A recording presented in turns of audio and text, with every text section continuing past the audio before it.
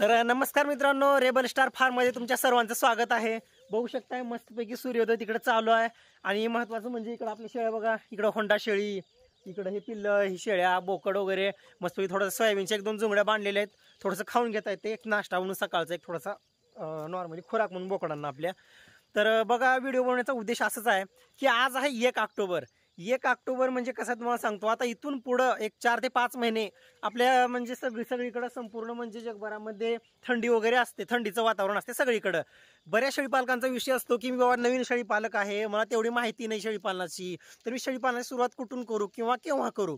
हे बघा, हीच वेळ आहे आता शेळीपालनाला नव्यानं सुरुवात करण्याची। आता तुम्ही पिल्लावाली जरी शेळी घेतली, तुम्ही गाभण शेळी घेतली, तुम्ही म्हणजे दुधाची शेळी घेतली, सर्व शेळ्या कोणत्याही ह्या वातावरणामध्ये कोणत्याही शेळ्या 100% सूट होतात तुमच्या, 100%। म्हणजे अडचणी म्हणजे तुम्हाला सांगतो कमीच होणार।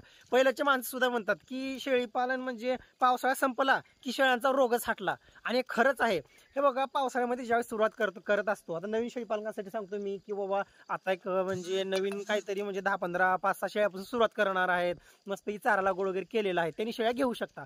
आणि महत्त्वाचं म्हणजे तुम्हाला सांगतो, पावसाळ्यामध्ये अडचणी असतात। पावसाळ्यामध्ये मावा आला, ते पिल्लांची मरतूक, वरून पाऊस होणं, पाऊस येणं, संपूर्ण गारवा येणं, कधी अचानक ऊनच पडणं, म्हणजे वातावरण एकसारखं राहत नाही पावसाळ्यामध्ये। त्याच्यामुळे भरपूर प्रमाणात म्हणजे रोगराई भरपूर येत असते पावसाळ्यामध्ये। आणि उन्हाळ्यामध्ये तितक्या काही नाही अडचणीत, पण पावसाळ्यामध्ये भरपूर अडचणी असतात। त्याच्यामुळं थोडंसं पावसाळ्यामध्ये प्रत्येक शेळीपालक किंवा कितीही जरी अनुभवी जर शेळीपालक असला तर थोडीफार मरतूक सहन करावंच लागत असते शेळीपालनामध्ये। कारण पावसाळा म्हणलं की थोडेफार आजार पण येणारच, थोडेफार म्हणजे भरपूर। पण आता हिवाळ्याच्या दिवसामध्ये तुम्हाला सांगतो, जबरदस्त म्हणजे पिल्लांची चांगली वाढ होत असते, पिल्लांचं चांगलं संगोपन होत असते। आणि जे काही तुम्ही खुराक देताय, जे काही तुम्ही त्याला खायला वगैरे देता शेळ्यांना, पिल्लांना, ते 100% शरीराला लागते, म्हणजे लागते फास्ट वेट गेन होणं। कारण बरेच जण बघा पावसाळ्याच्या म्हणजे सुरुवातीला आपल्या शेळ्या लागवड करतात, आखाजीच्या टायमाला, म्हणजे मेच्या एंडिंगला, एप्रिल मे 2 महिन्यामध्ये। का? कारण शेळी म्हणजे ह्या दिवसात वेली पाहिजे। दिवाळीच्या दसऱ्याच्या नंतर शेळी वेली मस्तपैकी, तर पिल्ले खणखण मरतूक होत नाही आणि जबरदस्त वेट गेन होते, निरोगी राहतात आणि फास्ट लवकर वाढ होत असते। त्याच्यामुळे सांगायचा उद्देश एवढाच आहे की आता हिवाळा शेळीपालनाची सुरुवात करण्यासाठी एकदम बेस्ट आहे, एकदम बेस्ट। हे बघा, मी पण सुरुवात हिवाळ्यामधूनच केली होती 3 ते 4 वर्षापूर्वी। बघा, शेतीला जोडधंदा म्हणून शेळीपालनाची सुरुवात केली, पण शेतीपेक्षा जास्त शेळीपालनच परवडत होतं।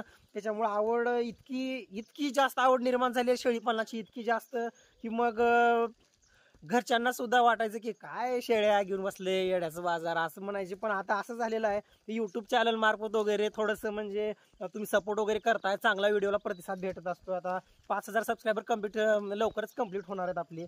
मग सांगायचा उद्देश एवढाच आहे की शेळीपालनाला व्यवस्थित सुरुवात करा। माझं पण असं झालं, मी पण सुरुवात केली, 1-2 वर्ष सुरुवातीचे जड गेले, पण त्याच्यानंतर घरचेच काय, आता बघू शकता तुम्ही, बरेच लोक म्हणजे चांगलं म्हणतायत मला, किंवा तुम्ही पण भरपूर सपोर्ट करताय।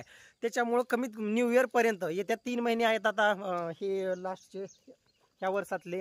हे बघा, येत्या 3 महिन्यामध्ये आपल्याला 10,000 सबस्क्रायबर कंप्लीट करायचे आहेत। त्याच्यामुळे सर्वांनी रेबल स्टार फार्मला सबस्क्राईब करून घ्या, व्हिडिओला लाईक करत चला आणि शेअर करत चला। आणि एक गोष्ट, आता हिवाळ्यामध्ये अडचणी कमी असतात, मान्य आहे बरं का, पण असं नको व्हायला की हिवाळा आहे, थंडगार वातावरण आहे आणि आमचे पिल्ले थंडीनं मेले। मग म्हणजे तुम्हाला पण थोडंसं लाज वाटली पाहिजे बरं का या गोष्टीची। जर हिवाळ्यात सुद्धा पिल्ले चांगले झाले म्हणून जर तुमच्यापाशी पिल्ले मेले, तर हिवाळ्यात जर तुमच्यापाशी जर पिल्ले मरत असतील, मग समजायचं भाऊ तुम्ही पावसाळ्यात तर मग शेड विकणे आहे म्हणून लिहावं लागत असते तुम्हाला बाहेर पाटीवर आणि वरी खडून लिहून। त्याच्यामुळं चांगले व्हिडिओ आपल्या चॅनलवरती येणार आहे, जेणेकरून हिवाळ्यामध्ये कोणत्या चाऱ्यावरणीमध्ये आपण जास्त प्रमाणात भर देऊ शकतो, किंवा समजा पिल्लांची मरतूक थांबवण्यासाठी आपण काय नियोजन करू शकतो आपल्या फार्मवरती, शेळ्यांचं संगोपन, गाभण शेळीचं संगोपन, ह्या प्रत्येक म्हणजे ऋतुमानानुसार आपल्या फार्ममध्ये काय बदल केला पाहिजे, ह्या सर्व गोष्टींची आपल्याला भरपूर माहिती भेटणार आहे आपल्या रेबल स्टार फार्मवरती। त्याच्यामुळं ते खाली जे सबस्क्राईब नावाचं बटन आहे ते लवकरात लवकर दाबून घ्या। काही अडचणी असेल तर नक्की कमेंटमध्ये विचारत चला, त्याच्यामध्ये काही विषयच नाही, कारण की प्रत्येकाच्या कमेंटला रिप्लाय आहेच माझा। आणि लवकरात लवकर आपल्याला 10,000 सबस्क्रायबर कंप्लीट करायचे आहेत। तर ठीक आहे, बघू शकता किती मस्त म्हणजे मजाच वेगळ्या हिवाळ्याची, काही म्हणा।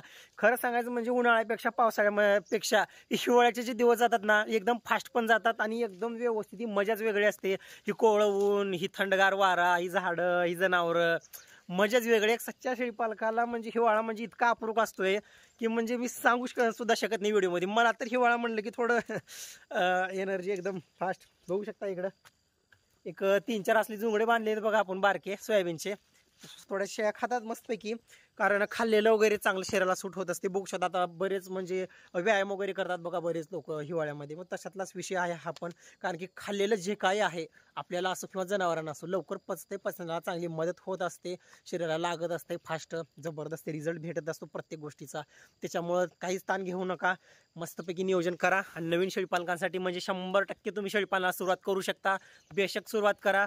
आणि काही अडचणी आल्या तर रेबल स्टार फार्मवरती कोणत्याही व्हिडिओच्या खाली, माझा कितीही जुना व्हिडिओ असू द्या, 4 महिन्याच्या अगोदरचा व्हिडिओ असतो, त्या व्हिडिओच्या खाली जर तुम्ही कमेंट जर लिहिली, एखादा प्रश्न जर असला, 100% मी तुम्हाला 5 मिनिटाच्या आत रिप्लाय देतो. 100% मी देणारच आहे रिप्लाय, कारण त्याच्यात तो तर काही विषयच नाही. तर ठीक आहे, थांबू इथंच, भेटू पुढच्या व्हिडिओमध्ये. जय हिंद, जय भारत.